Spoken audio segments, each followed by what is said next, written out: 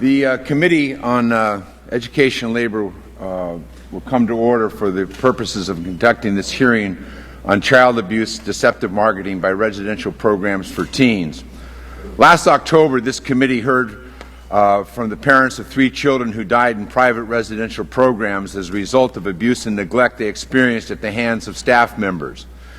These stories these parents told left everyone in this room stunned, heartbroken, and angry.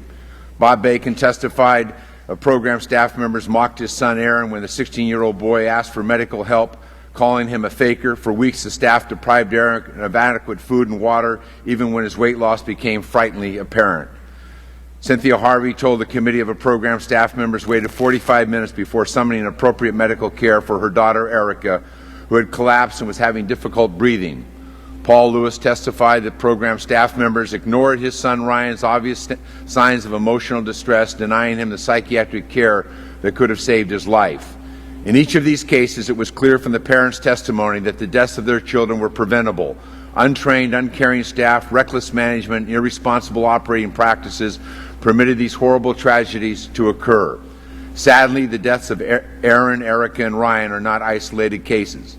The Government Accountability Office found thousands of allegations of abuse and neglect in private residential homes for teens between 1990 and 2007.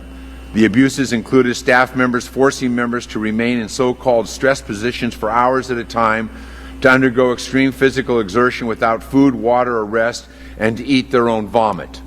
The purpose of today's hearings is to gain a better overall understanding of the industry in which these types of abuses have been allowed in many cases to continue almost unchecked.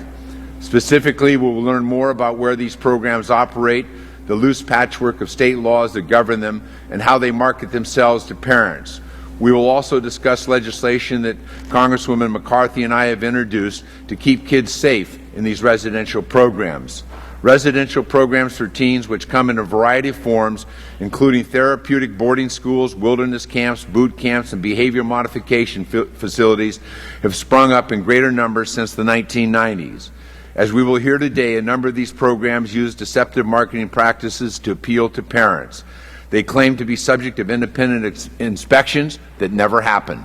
They claim to offer services that don't, like schooling and transferable education credits.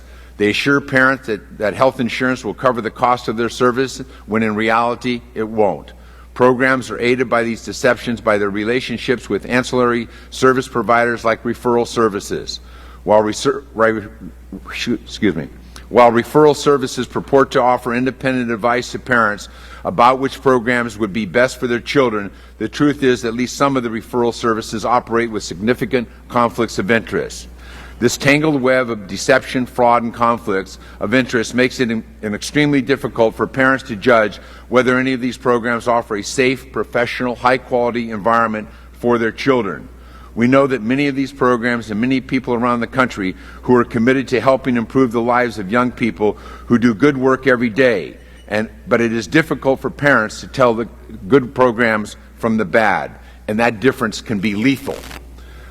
Making matters worse, some of these programs operate free of minimum standards of care. It is estimated that hundreds of programs operate nationwide with anywhere from no regulation whatsoever to some regulation. Even the information the states collect on many of these programs is limited. Indeed, a survey conducted by the GAO, state agencies in 45 states could not say whether or not a death had occurred at exclusively private residential programs for teens in 2006. The legislation that Congresswoman McCarthy and I have introduced will end the federal government's long-standing failure to address this nightmare of abuse and neglect. Our goal of this legislation is simple. We want to keep the children safe. This legislation will require the U.S. Department of Health and Human Services to establish minimum standards that all programs must meet, including prohibitions on physical and mental abuse of children and requirements that programs provide children with adequate food, water, and medical care. These standards will also include new training requirements for program staff members, including how to identify and report child abuse. The legislation will require Health and Human Services to set up a hotline for people to call to report abuse at these programs. It will also require Health and Human Services to create a website with information about each program so that parents can look to see if substantiated cases of abuse have occurred at the programs they are considering for their kids.